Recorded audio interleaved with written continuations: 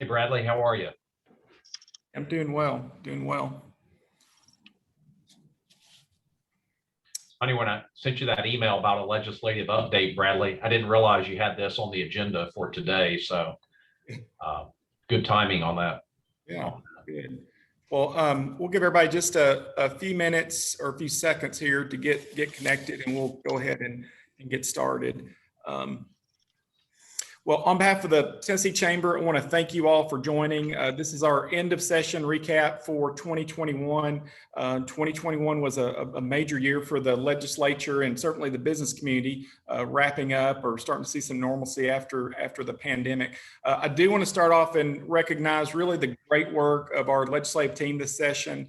Ryan King, Mallory Kirby, and even Lauren Cecil, who unfortunately for us, unfortunately for the Tennessee Realtors, has joined them. But it was overall a great session. There's about 8 bills that we actively worked to pass and fought off a number of other bills that the chamber actively opposed. I would say to frame this year, it was a hectic year. It was really the first year that we saw the House and Senate in kind of full, more normal interaction. It started off there was a lot of kind of trepidation. People didn't know what to expect with the session. It ended up turning into a pretty normal session with a number of legislation moving forward. I would say the House and Senate really played dominant roles this session, especially with their interaction, with the budget, overall executive branch, and even on some judicial branch. Judicial election type things that we'll talk about today as well.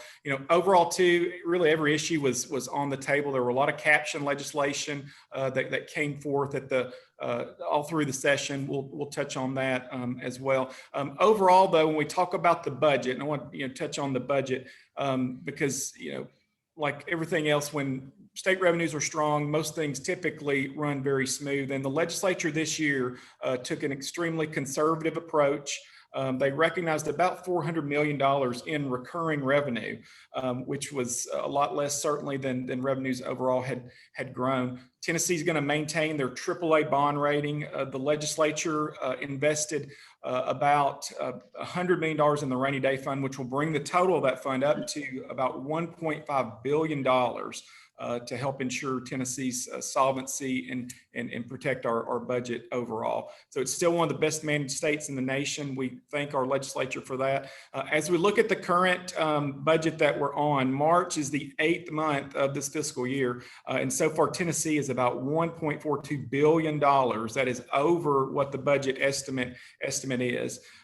We're seeing, a lot of that could be impacts from the government stimulus that's coming through.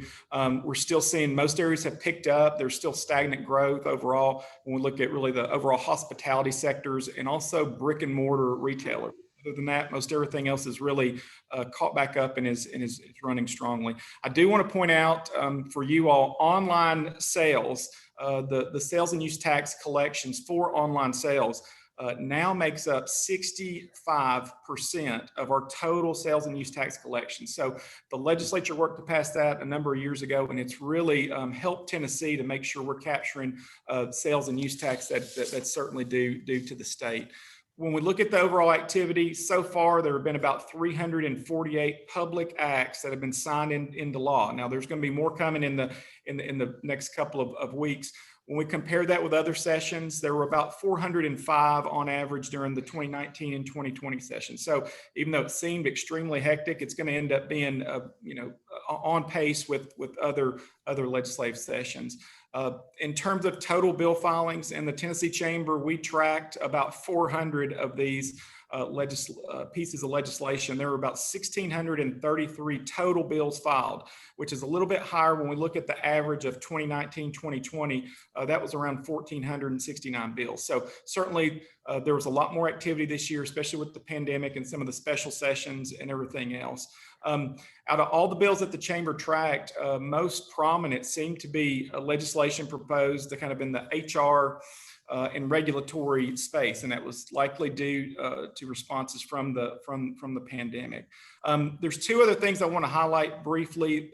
One is unemployment insurance. I know the Tennessee Chamber, we have had a lot of activity with our member companies all across the state talking about unemployment insurance and really the role that is having on employees coming back to work, accepting employment and staying employed.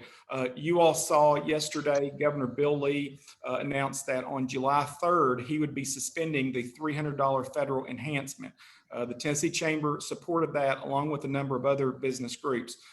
For some of our employers, it is almost devastating when you don't have a workforce that's readily available or willing. When we poll chamber members, 93% of them support, repealing the federal enhancement, and note that it is really the number one cause for why they believe employees are not, or either refusing to come to work or not participating. So we'll have a little bit of discussion about that. Certainly the House and Senate Chairman Kevin Vaughn, who's going to be with us today, is going to talk a lot about unemployment. It's a very important issue for the business community, and we appreciate their work on this.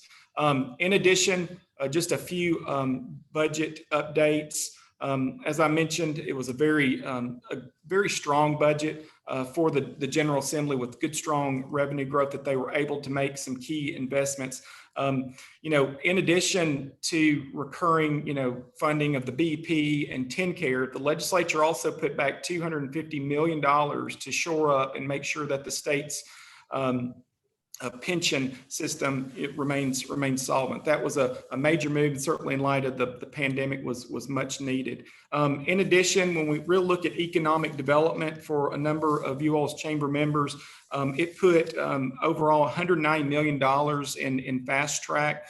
Also $100 million to invest in high-speed broadband across the state in underserved areas. So we appreciate that as well.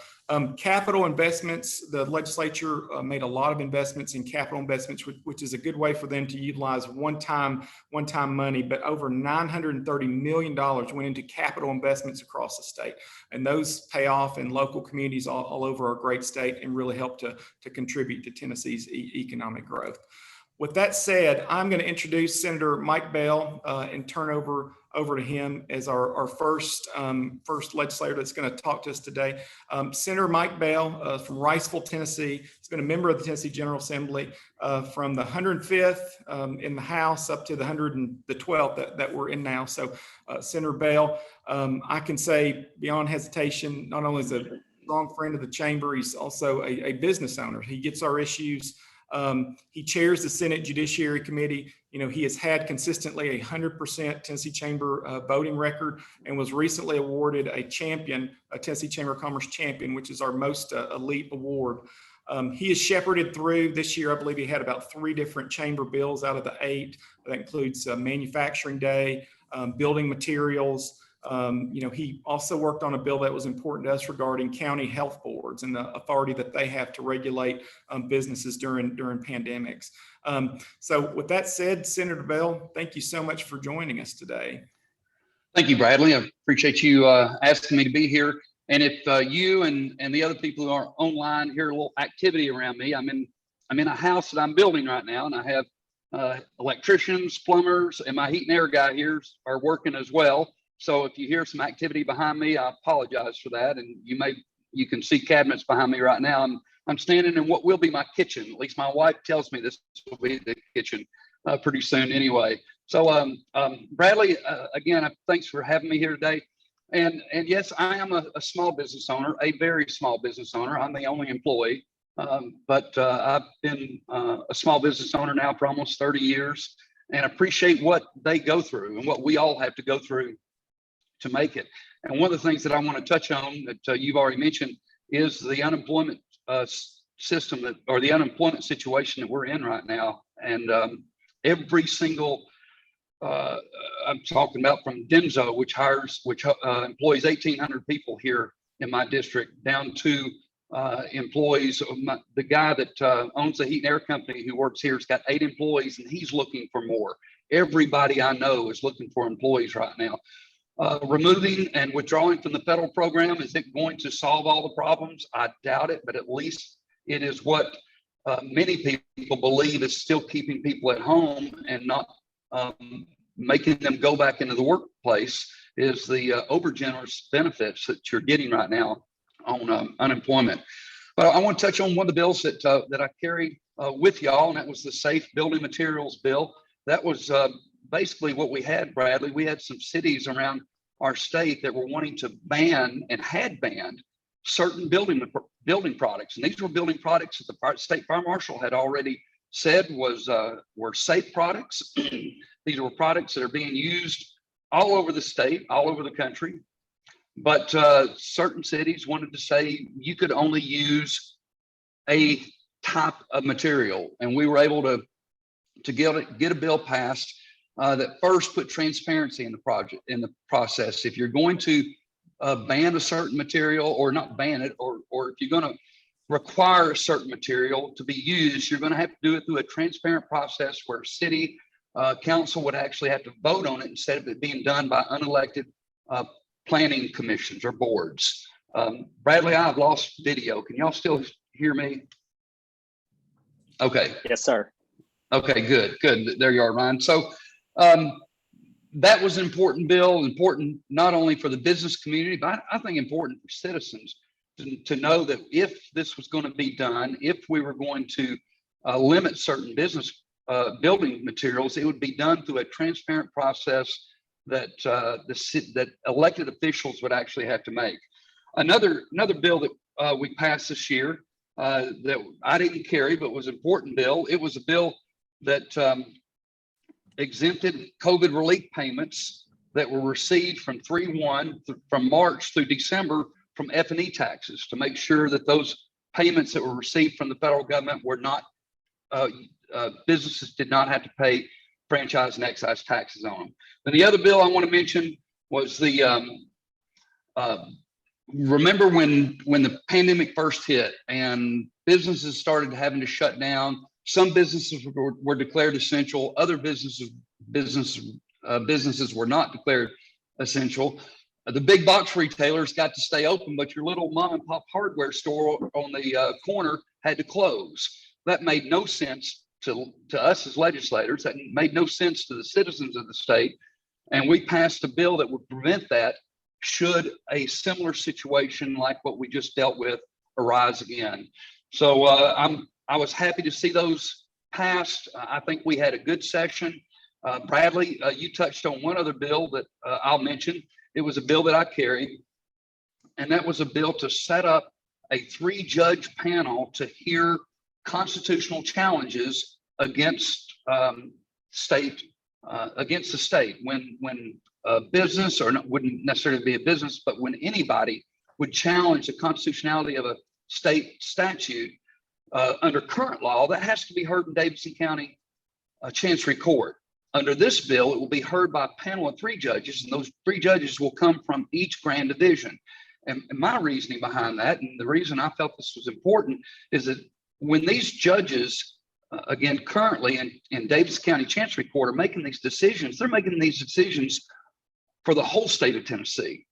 And I felt it was important to have the judicial philosophy represented by judges in other parts of the state heard on these cases as well. I did something very similar to this, carried a bill almost 10 years ago that allowed for administrative law cases to be heard in the county where the person resided instead of just in Davidson County. And so again, I just thought it was an issue of fairness that these cases where the constitutionality of state laws are being challenged can be heard by judges from across the state and not just judges in Davidson County.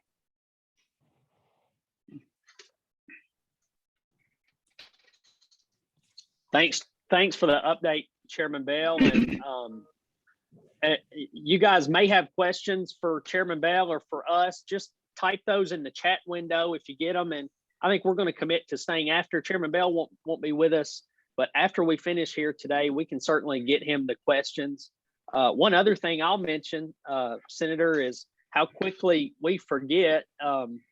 You carried something that was really important, probably the Chamber's most important bill in the last couple of years, and that's dealing with liability protections last year during the special session. So I don't know what economic recovery would look like in Tennessee without it, but it was kind of a key, we think a key policy issue that kind of helped us dig out from the pandemic. And we think it's been a model piece of legislation across the country. So thank you for that and all your other leadership this year, Chairman.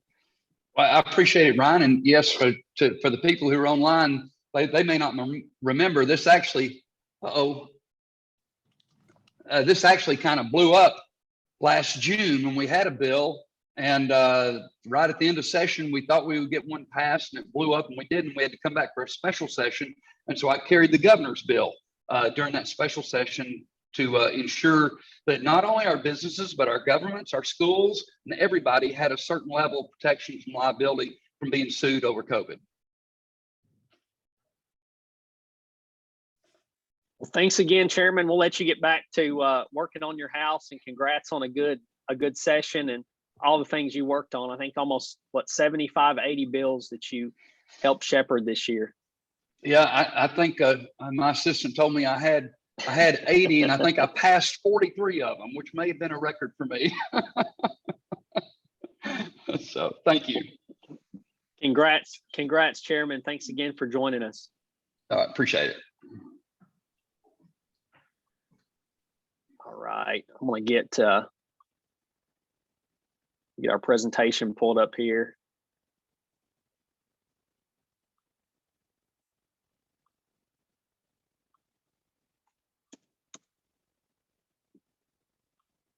All right. Well, thanks everybody for joining us here, and we're glad to be coming to you and bringing you this. We're especially glad that the legislature is adjourned. It was I think 4 months to the day that the General Assembly came in on January 12th. As y'all know, the General Assembly has to come in by Constitution on the second Tuesday of January, and it just so happened this year was January 12th, and that was 4 months ago. So we're gonna commit to you guys. We got a really tight schedule, and we know some of you want to get off at 3:30 and get on with your day, but we're gonna stay on after 3:30 and answer any questions that are typed in the chat window. Unfortunately, we won't be able to get those that are directed at either our House member or our Senate member who's joining us here today. But we can send those, pass those along, and get those answered for you. So please type as many as you want in there, and we will answer those and stay as long as we need to this afternoon to do that. Kind of getting into the background, it feels like an eternity since January, but thinking back to how this legislative session has played out this year, it's really been unlike any other that we've had. And it really started with some sputters in the beginning. Nobody's fault, just kind of some scheduling and some unforeseen things that came up. But we're coming off of an election year, so we naturally had that 1 week organizational session. Like I said, started on January 12th. Then immediately after that, we went into this special session called by the governor to take up really those three bills that we'll tell you more about here in just a second, and then straight into a 2-week organizational period where new lawmakers, new chairmen moved into their new offices. Offices got rearranged, new assistants were assigned, and that's typical coming off of an election year. And then right after that, couldn't really seem to find a good rhythm. Right after that, I think we went a week and then had a snow week, kind of one of the biggest snows we've had in a long time, and that forced the legislature out for a full week there. But kind of looking at the sessions landscape, we had a lot of firsts this year. Bradley alluded to kind of some of the unique things we dealt with from a safety and access standpoint, but it's the first time our legislature has ever met in the War Memorial Building for official business. And it may be the first time they've met outside the Capitol building. So y'all remember the State of the State address in early February from Governor Lee was over at the War Memorial Building. We also elected our constitutional officers in the War Memorial Building. By the way, new comptroller of the Treasury, Jason Mumpower, former House member from Upper East Tennessee. But that was really as a result of social distancing. And as y'all know, most of the time during those joint sessions, they'll cram in what would otherwise be a pretty spacious House chamber, but when you bring Senate members and guests in, it's really, really cramped. And to accommodate some social distancing, they moved to War Memorial. Later in the session, during a joint session, things were back to normal. Everyone was back in the House chambers. It's the first time our budget was over $40 billion. We were scheduled to kind of eclipse that $40 billion threshold last year, but ended up just shy at $39 billion, but really blew through that this year and back up around 42.5. On the safety and access, from a safety and access standpoint, lobbyists and guests continued to wear masks through the entire session. At the beginning of the year, we needed appointments to get up to House floors and Senate floors, both, but it seemed things really started to loosen up as we went through the legislative year and normalize, if you will, and totally expect everything to be much more normal next session. So a quick look at some things, and Bradley alluded to a lot of this. I don't want to belabor it, but I do want to touch on it, and I'll roll through this. We kind of saw in 2020-21 this heightened number of bill filings, and we think it's as a result of things that lawmakers couldn't do in 2020 because of the shortened COVID year. And when you really go back and look at it historically, it's the largest number of bill filings we've seen in a decade, really since Speaker Harwell implemented the 15 bill limit in 2010. So you take a snapshot of that. But the largest number, I think we've had a few more filed since this was published at the beginning of session, but largest number of bills we've seen in a decade. Bradley also alluded to kind of some titles that we watch, and we just laid a few out here. Obviously, Title IV, dealing with state government, we see a lot of filings. Those are the bills that just, that have to get passed to keep state government running. A lot of sunset pieces of legislation there, but specifically one we watch really closely is the second one there, Title 50, those dealing with employment law, workers' comp, unemployment, and other human resources related laws. Just about anything that opens that caption, we're going to pay close attention to. We saw about 76 bills filed in that category this year. And, I would say, to make a broad statement, if I could, just about anything filed in that category is something that could be challenging to our business climate. So we're going to watch those very closely. Laws enacted by year. Like Bradley said, we've had about 350 signed so far, and we're still kind of in that phase where things that passed last week could have not been signed by the governor yet. So we're kind of in flux about where that's going to land. We think about 400. So when you look at that ratio of bills passed or enacted to proposed bills, it's really, really low. And that speaks, Chairman Vaughn, I think, to a very efficient committee process. It speaks to a very efficient leadership, legislature with strong leadership. So about 400 bills, give or take. You can see contrasted to last year, we're up, obviously, because of the COVID session from last year. Now on to some bills, and I'll roll through these because we've talked about them quite a bit with you all in the past.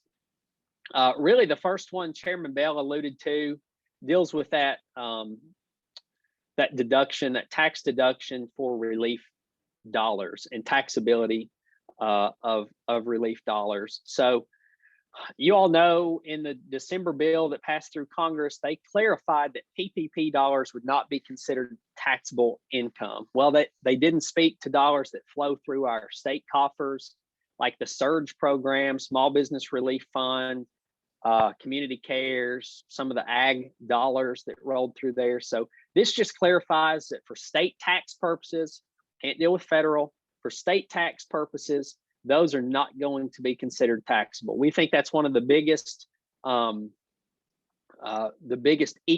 economic impact bills that we've seen this year. Chamber is estimating right around $15 to $20 million to direct economic savings to the business community. So big lick there, identified by Chairman Hartley, our tax committee chairman. So big thanks to the legislature, and thanks especially to the governor's office for bringing the bill Another one we've talked quite a bit about is this expansion of F&E filing extensions.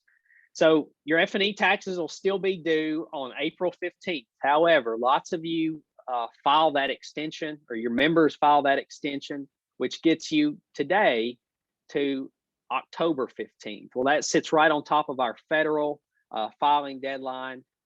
This bill moves that back 30 days to get it off the top of that deadline and really give you some breathing room between the two, since so much is predicated on that federal filing. That was passed into law. It's been signed by the governor. And I don't want to belabor the budget, but I do want to get into it. I'm only going to mention the things in bold here. If you have questions about some of the others or anything else, just like I said, type it in the chat window. But budget related, I'll run through some quick stats on the budget. Largest budget in state history, for largest rainy day and TennCare reserves we've had in our state's history of $2 billion. Specific to this budget, $100 million going into the rainy day fund, 931 in capital maintenance and improvements, so capital investments. On the education front, you see 110 million just in COVID related education spending.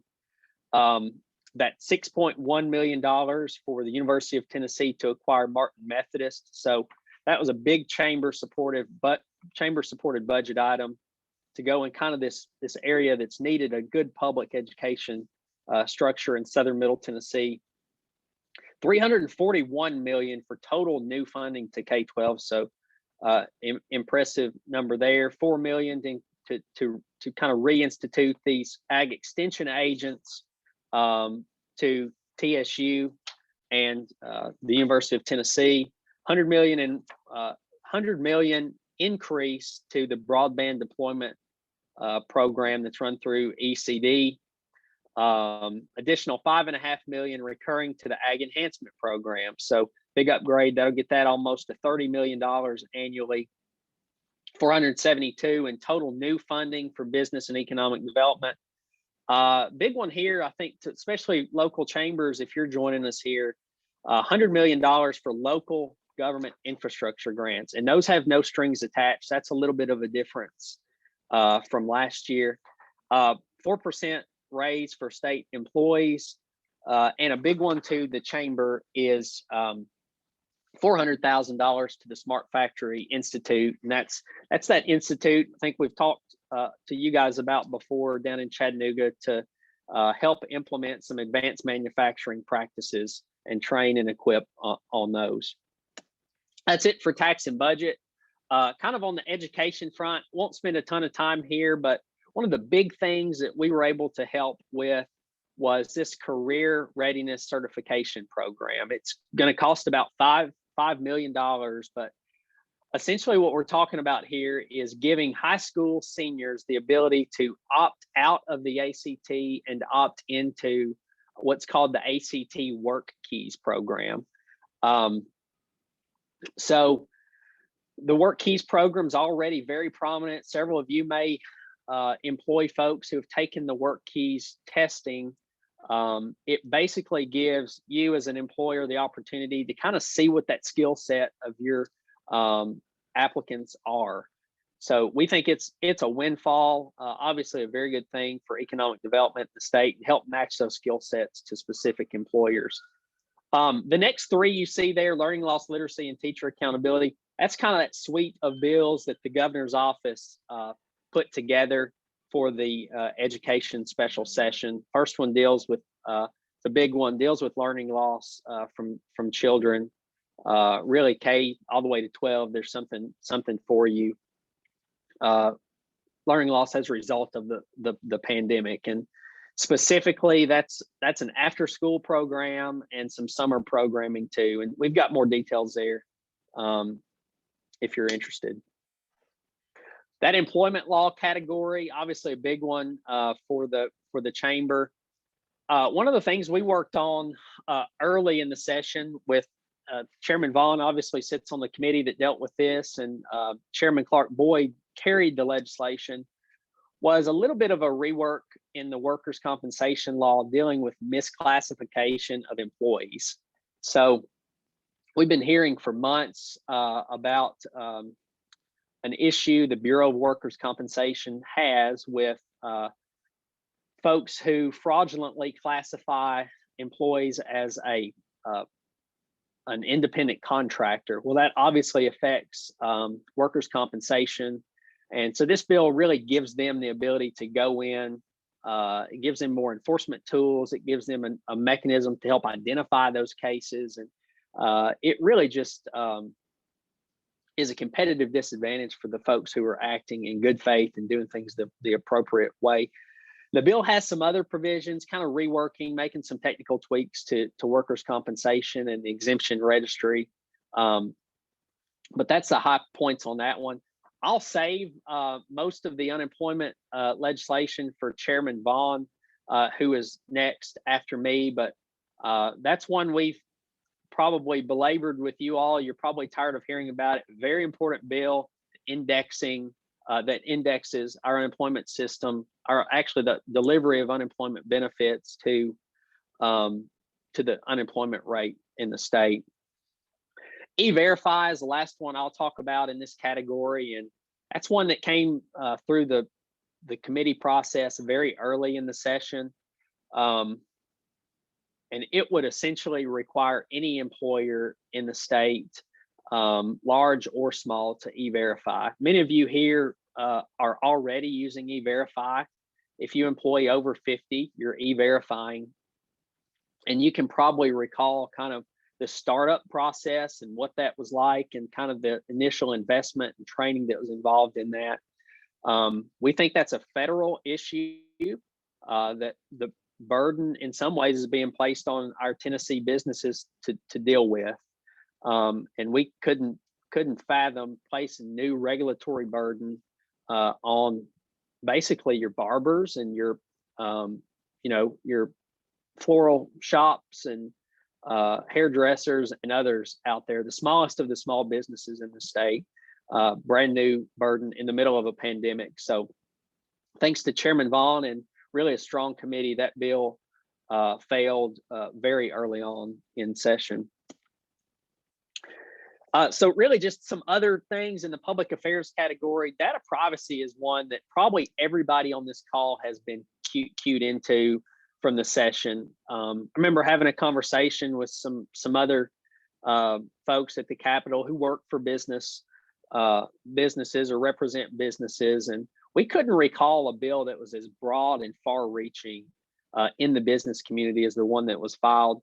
We think the sponsor's intent is very pure, simply trying to get to folks who collect and sell data. But as drafted, this bill would have completely changed the regulatory scheme around data privacy and cost really millions to Tennessee businesses to go back and reprogram, put some clawbacks in place for how folks could request their personal information back. So we'll be working on that over the summer. That bill was put off until next year, but sponsors and advocates are very serious about getting something done around data privacy, and we've committed to walking alongside them this summer as they bring something next session. Senator Bell mentioned Tennessee building materials. I won't get too much into that, but we think that was a big win and a great step to kind of put some barriers around how local governments are to regulate building materials moving forward. I will stop there, and since he's here with us, Chairman Vaughn was instrumental in helping shepherd that. He wasn't the bill sponsor, but kind of he works in development and had several good comments through the committee process, several good comments on the House floor, and I think without his help, it would have been a very difficult road.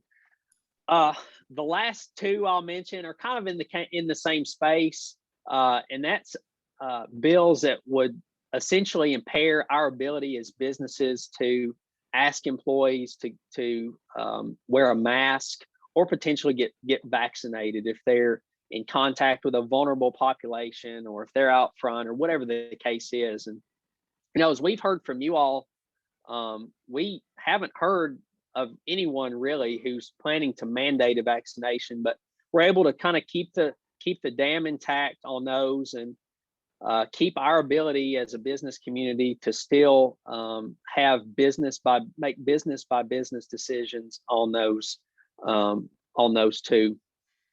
But look for those to come back next year. It seems to be there's a very passionate audience following those. Economic development, I'll save the first one. I think Mallory and I worked together with the ag committee on that first bill there. I think Mallory's going to touch on that one. And then the second one there that I'll mention deals with incentives to call centers.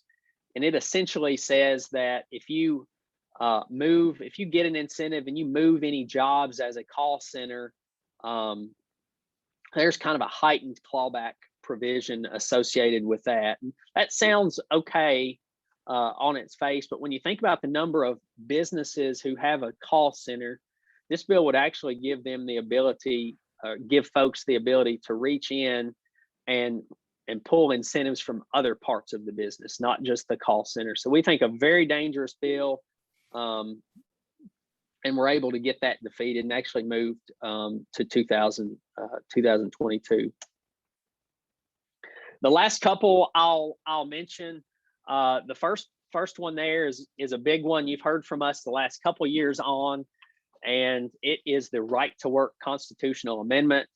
As y'all know, for about 75 years, we've had a strong right to work law in Tennessee. We're one of the first in the country to have a right to work law, and we've just seen really economic development explode as a result of that. This elevates it to our Constitution, or puts it on the ballot, and gives citizens the opportunity to put it in the Constitution. This was the second General Assembly that this bill had to pass. The Constitution says anything proposed has to pass one General Assembly and then a subsequent General Assembly by a 2/3 majority. And it was passed largely this year along party lines. So when you think about the makeup, we've got 73 Republicans, 2 were out kind of permanently for the session, so 71, and 26 Democrats. So when you got to have 66 votes, there are only 71 available. When you're looking at that party line partisan vote, it really makes a difficult lift. That passed by 1 vote on the House floor.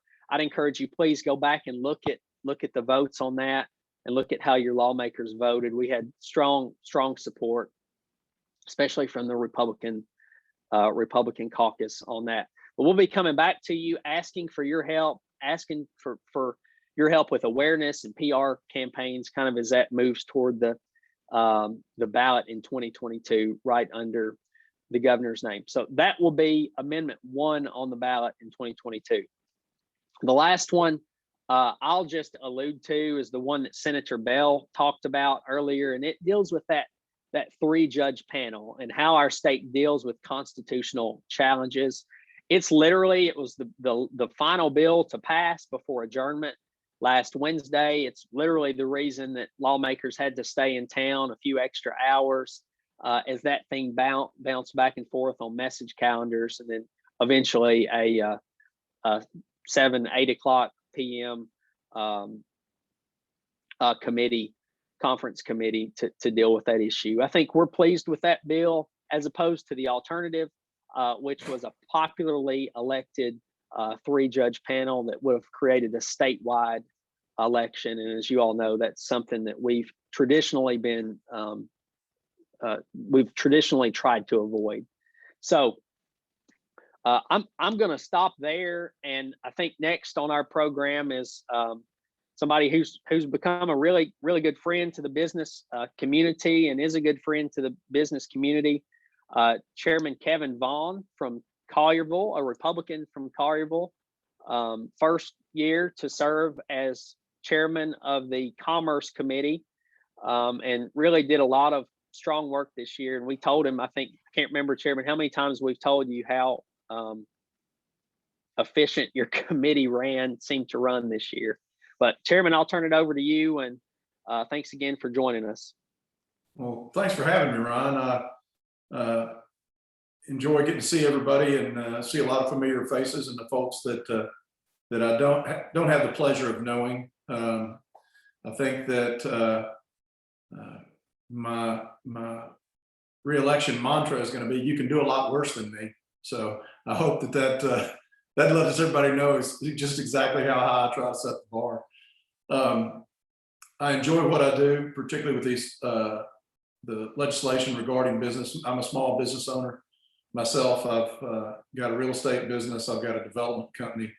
And so I tend to always frame things through those lenses of what it means to me and what does it mean to my friends and then other people around the state.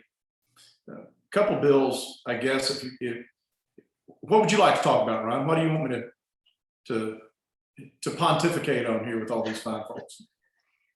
No, I think, Chairman, kind of how you think your committee went this year, some of the things that y'all focused on, and especially your initiatives around unemployment. I think you've really spearheaded this unemployment conversation and really worked on one of the biggest reforms we've had in some time. And then kind of your plans for this summer too. Sure. Well, I like to think these days I was reforming unemployment when reforming unemployment wasn't cool. I can remember the looks on some people's face early in the session whenever we rolled out this audacious plan to index unemployment. We had a lot of folks that were concerned about it, but then there was a very different terrain in January than it is this year. I've got to let a few folks in. I have to have some colleagues from across the aisle on the Democratic side that said, "Man, I really wish I could have voted for your bill. I think it's cool. I think it's very effective." What that does is it initiated from conversations regarding the Unemployment Trust Fund and its solvency. The Department of Labor early on in the pre-pandemic had said that our trust fund was 31st in the country with regards to solvency. And as I said in committee many times, I don't know who brags about, "Hey, I'm number 31 out of 50. That's not a whole lot to brag about. So we started looking at it of how we could replenish it, and this indexing that has proven to be successful, and not only in North Carolina, but I've also started using it in Louisiana and Florida, has really replenished their trust funds and gotten away from the conventional wisdom that suggests that 6 months of unemployment is everyone's right. And that basically we've seen from data that if you haven't found a new job within the first 15 weeks, you're likely to go the entire 6 months and use those funds all the way until their expiration. And again, this is not necessarily a pandemic related issue. It's been brought to bear a lot more here towards the end of the pandemic as people are not wanting to let go of it, because if you think about it, in the early days, as businesses were mandated to shut down, they had to turn loose their employees. There's some of that. I think that but what you saw, there's two different alternatives from government assistance through the pandemic. One was the job preservation of the PPP program. And then the inflated unemployment benefits tend to have more of a negative hangover effect of making people reliant on the feds for money. When I was talking with the Colorado Chamber today, I let them know, I said, regardless of which side of the aisle that you find yourself on, the very reason that relying on the federal government as a trading partner is not sound business practices, because you can imagine that it's going to change every couple of years.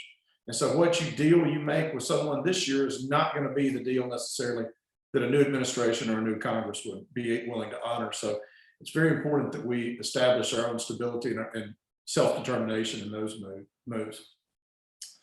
Another bill that I would like so that one got me a lot of mean tweets. I'm generally a person that wants people to like them. And let me tell you what, the mean tweeters got after me on that one. That's been a new situation that I haven't found myself in. I guess that means I'm more relevant, but I don't know. Still not something I really enjoy. The Then the other bill that you touched on that I want to address somewhat has gotten me the mantle of being let's see, some blog post called me an illegal immigration sympathizer. And what the E-Verify bill that we dealt with this time, it's whenever people give you the 20,000 foot view of a bill and they say, oh, it requires E-Verify so that we can reduce illegal immigration. Well, my goodness, who doesn't want that? Oh, well, sign me up. I'll take 3 of them. But the problem with bills and what we're there to do is to read them and to understand what the words on the paper says and make determinations about the words that are on that specific sheet of paper for that bill. And with this E-Verify bill, there was some very punitive language in it to a number of different entities and companies who, maybe through no fault of their own, have had a subcontractor working on a project that they assumed had done their due diligence with regards to employees, and then they could be penalized. And so as you started looking at it and said, wow, the root of this is because the federal government is not doing its job, I wasn't ready to sign up Tennessee businesses to be enforcement officers for that, and especially those who may be involved in a situation through no fault of their own. And so that was one of the reasons why I didn't feel like that bill made the muster at the end of the day.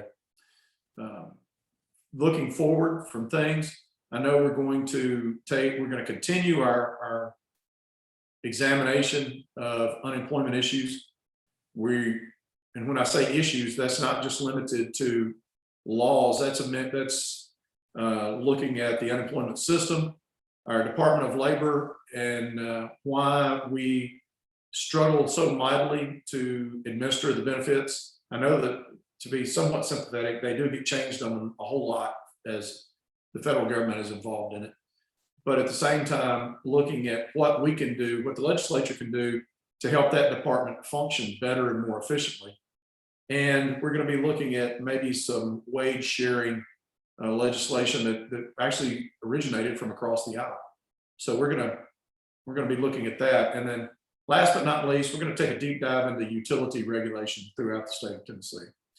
One of the things is I've become more interested in utilities, and part of it is due to situations that I see in my district, but also from conversations that I've had from other members is utilities. There's a lot of providers, but nobody has much competition. And if you don't have any competition, then the ratepayers are basically at the mercy of whatever monopolistic provider is in their area. And there's a myriad of regulatory structures when you start considering water systems versus electric systems versus sewer and gas, public owned versus private owned versus co-ops versus rural water districts. So we're going to be taking a look at that, trying to inform ourselves better, and maybe getting into a little bit more consistency with the way that utilities are regulated throughout the state of Tennessee. Because again, as I said in my committee one day, I hear a lot of conversations about a lot of folks involved in the utility industry, but rare do I hear anybody mention the term ratepayer. And who is it that's out there advocating for them, and where do they go to get redress? And sometimes, frankly, the system is not built for them. And so we've got to see what we can do to make that matter a little bit more to these providers. So anyway, that's a lot of words being spoken. I appreciate the support that the chamber staff gives me, and the perspectives, and from all the other folks that I see, all my friends on this. And hopefully the speaker will see that I didn't wreck the car on my test drive, and we can look forward to working together for years to come. Thank you, Chairman, for joining us. I think your second chamber appearance, you met with your local chamber earlier and had 150 people in person. So congratulations on that. Yeah, it was great to see folks. We're fortunate. Actually my home church hosts our chamber meetings because our old fellowship hall is large enough to safely distance those type people and has the AV presentation. So it was good to be out and meeting with friends and colleagues today. Very good. Well, thank you again, Chairman. And if anybody has a reason to get in touch with Chairman Vaughn, I'm sure just call Owen in his office or call us and we can get you in touch. He's always got an open door and very willing to listen to issues. So Mallory, I'm going to turn it over to you now to kind of go through our environment and energy issues, and I'll get our slide back up for you. Perfect. Thank you, Ryan. As many of you know, environment and energy issues is one space that the Chamber engages on regularly in the context of the regulatory space as well as the legislative. This year, there were several bills that were filed and that were moved forward, some that we engaged on pretty heavily and some that we had an interest in and we're watching a little bit more distanced. But I'll go quickly through some of the highlights that we worked on this year. The first one is the Tennessee Clean Act, which is the Tennessee Cleaner Landscape for the Economy, Agriculture, and Nature, Act. And this is also known as the Bottle Bill. And that is because this bill, as it was filed, sets up 3 objectives. One, it creates a commission of 13 members appointed by the governor, the speaker of the Senate, and the speaker of the House that are tasked with, one, creating a bottle redemption program for the state, creating a single-use bag reduction for plastic and paper bags, and creating a comprehensive statewide litter reduction program, all by a date certain. The other piece was that this bill would have required TASER to do a study on how these objectives should be met and providing recommendations to the commission to then take and potentially enact. This bill was a concern for industry for several reasons. One, these bottle deposit programs are essentially taxes on these types of beverage products, which are then passed along to the consumers. Tennessee has the highest beer tax rate in the country, so this would be an additional, essentially, tax on these products. So that was a concern and also none of our neighboring states have one of these programs. So we could foresee customers going to neighboring states to buy beverages because their prices in Tennessee would be increased due to this program, as well as it being ripe for fraud for the deposit piece of the redemption piece of the program as well. So we advocated against this bill along with several other stakeholders, and the sponsors of the bill, which were Senator Briggs and Representative Faison, chose not to move forward with the bill this year, although we do anticipate this will be back. We have seen as recently as last week the Tennessee Wildlife Federation promoting this piece of legislation for future use. So, and Tennessee Wildlife Federation, not to be confused with the TWRA, which is the state agency. The TWF is a nonprofit organization. So that was a major bill that we worked on this year. A couple of other ones. There was a bill filed that would have prohibited the permitting of landfills within 1 mile of a residence if the neighboring population exceeds 35,000 within a 15 square mile radius. That would have essentially pushed any type of landfill siting out from big 5 or 6 municipalities into the rural areas. So increased costs for transporting waste to these areas, and then no guarantee that the siting would even be appropriate to be able to issue permits out in these more rural areas.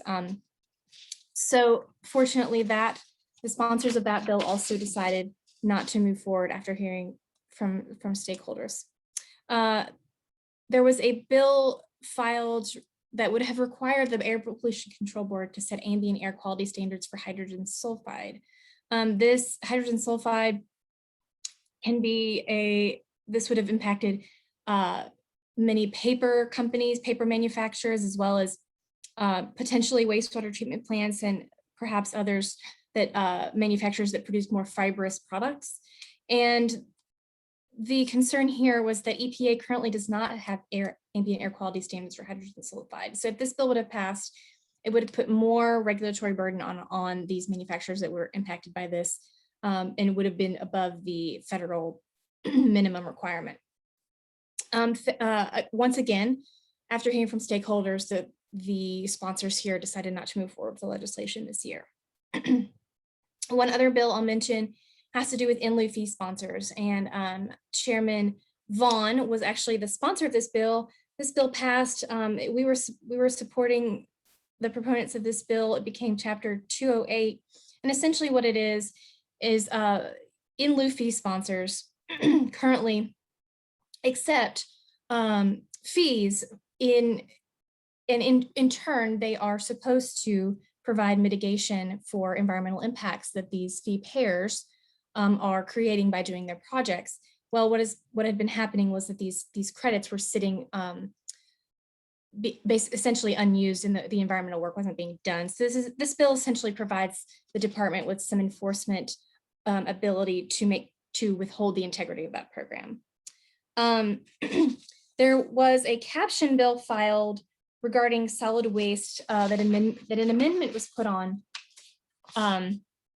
in subcommittee. And what that amendment would have done was it prohibits undigested sewer sludge from being permitted in a Class 1 landfill when the sewer sludge is coming from outside the county which the landfill is located. The exception would be that sludge could be taken to that landfill if the local governing body there approved it with 2/3 vote of the local governing body. So the concern there was that this would impact municipalities and potentially manufacturers with on-site wastewater treatment plants, and then also kind of provide a slippery slope for local governments kind of being involved in what specific substances are going into landfills rather than the regulator with the expertise. This amendment was ultimately narrowed to just apply to Rutherford County, and made it out of the Senate Energy Committee and out of the Agricultural Subcommittee, but the sponsors did not choose to move it any further than that. A couple other ones I will go over quickly. These are more that we had interest in, but didn't necessarily engage fully on. Actually, this one we did somewhat. One dealing with the value of property taken by eminent domain. This would have increased when an eminent domain is challenged and goes to a jury. This would have required 130% of the fair market value to be paid to the landowner, as well as incorporating the depreciation value of that land. And it had a very large fiscal note on it. The sponsors then decided not to move forward with the bill. One big part of that was putting $901 million plus of federal funding in jeopardy because of the depreciation piece in that bill. A couple other ones I'll just go over very quickly. The Coal Mining Surface Coal Primacy and Reclamation Act of Tennessee. This was a bill that was passed in 2018. They brought it back this year to make some amendments that the federal government was requiring in order for the state to get primacy over surface coal mining. And also along with that was an $871,000 recurring appropriation in the budget to fund that program once it is running. They also passed this year the Commercial Property Assessed Clean Energy and Resilience Act, the CPACER program. This essentially authorizes local governments to provide low-cost, long-term financing for permanent improvements to decrease energy consumption or demand, support production of clean renewable energy, decrease water consumption or demand, increase water and wastewater resilience, and other qualified purchases. But essentially, commercial property owners, if the local government has adopted the program, could choose to enter into this agreement where they would then be assessed on a voluntary tax assessment in order to pay back those improvements. Another bill that was passed also would essentially clarified what incentives that the General Assembly, excuse me, not the General Assembly, the department, the Division of Water Resources, what would be considered incentives for increased environmental performance and enhanced water quality under certain permitted activities. So this kind of goes with some state operating permit rules that were recently taken out of a recent rulemaking package that are still being worked on by the division. And this is more clarifying a statute that's already in the act. And then one other one Ryan mentioned earlier that I'll mention quickly, not a specifically environment and energy bill, but it did go through the House Agriculture and Natural Resources Committee. And that was a bill that essentially would prohibit corporations incorporated under laws of foreign countries from purchasing agricultural land. And there are some exceptions in there. They would be able to do that if it was 320 acres or less and are required for immediate or pending use other than farming. But the catch there is also it must be converted to other use within 5 years. And there were some other pieces to that bill as well. It was a pretty comprehensive bill, but essentially it was written very broadly and would have had impact on non-agricultural businesses that are foreign owned, that are currently wanting to acquire land for future use. Some industries particularly that could be impacted by this: timber, poultry, and seed research. There's no exceptions in the bill as written for that. Or pieces of land like mega sites, where typically if they're that large, obviously they wouldn't fit under the 320 acre exemption, but also may take more than 5 years to turn over into that non-agricultural use. So some concerns there from the committee. So they did move this bill to the first calendar of 2022. So we can foresee this one coming back, probably with some language narrowing the scope of the bill. So with that, I know those were quick. If anybody has questions, I'm happy to answer them later, but I will turn it back over to Ryan. Thanks, Mallory. And I think that one sits on the Senate floor also. So it's waiting Senate action, and it's still buried in a House subcommittee, but still a very important bill impacting economic development. So Bradley, I'll turn it back over to you. But first I'll mention just 3 things really quick. We've got some really good summer programming.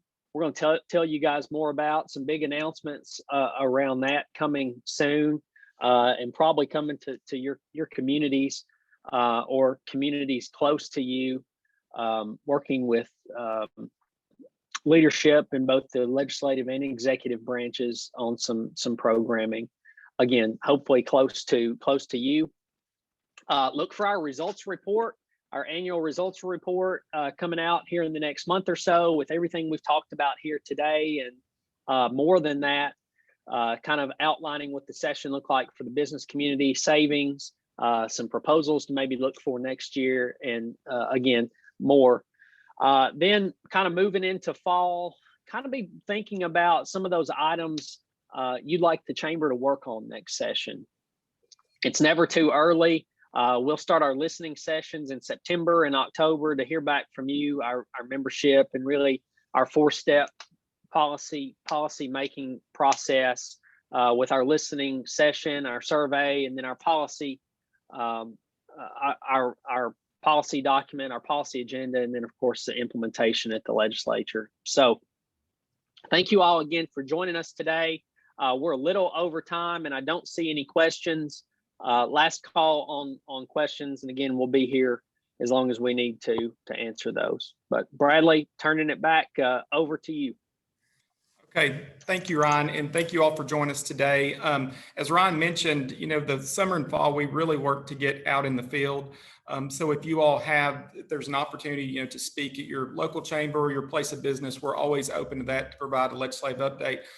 We also want to hear from you about the things that you're interested. What are things that we can do to further enhance Tennessee's business climate? So as Ryan mentioned, there's a lot that we'll be working on certainly over the summer and fall. Unemployment questions, feel free to ask us anything. We know there's a lot of questions that's coming up on behalf of employers. So with that said, I'll say thank you all for your time, and we will certainly be in touch about our comprehensive legislative report, and have a great rest of the day.